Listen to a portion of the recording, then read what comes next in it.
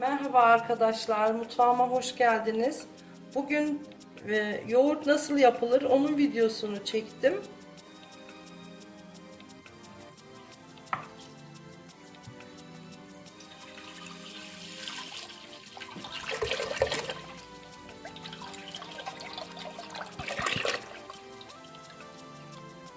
Dört litre günlük açık sütüm var.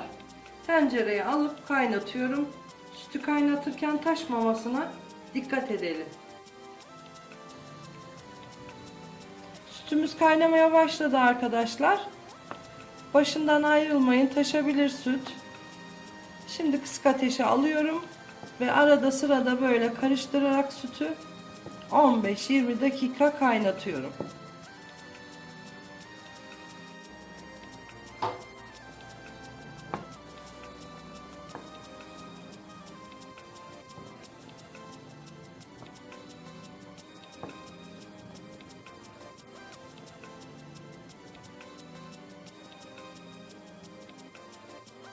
...20 dakikadır kaynamış olan sütümün altını kapatıyorum ve ılımasını bekliyorum. Şimdi ellerimizi yıkadık arkadaşlar. Sütümüzün içerisine cim parmağımızı koyup 8 saniye yanmadan bekliyorsa ılıklığı iyi oldu demektir. Yani ılıktan biraz sıcak olacak. Ben kaymağını almıyorum. Kaymaklı yoğurdu seviyoruz biz. 2 yemek kaşığı yoğurdumun üzerine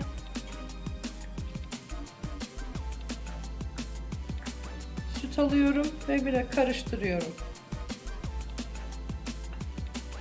Şimdi iyice karıştırmış olduğumuz süt ve yoğurdu tenceremize alıyoruz.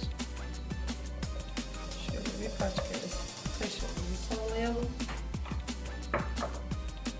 Şimdi üzerine 2 parça kağıt havlu koyuyorum ve kapağını sıkıca kapatıyorum. Ben fırına koyuyorum. Üzerine hiçbir şey örtmüyorum. Böylece 5-6 saat bekletiyorum. Fırının ağzını kapatıyorum.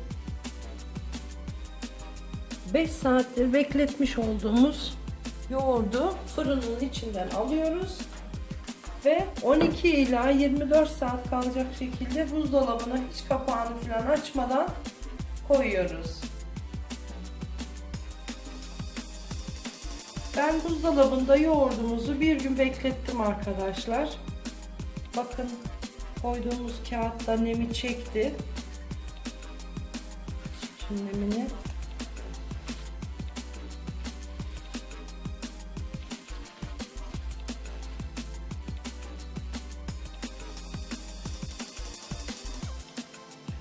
Şahane bir yoğurt oldu. Uzmanların da tavsiye ettiği gibi yoğurdumuzu kendimiz yapıyoruz. Çocuklarımıza güvenle yediriyoruz arkadaşlar. Yoğurdumu beğendiyseniz lütfen beğen tuşuna basıp kanalıma abone olursanız sevinirim.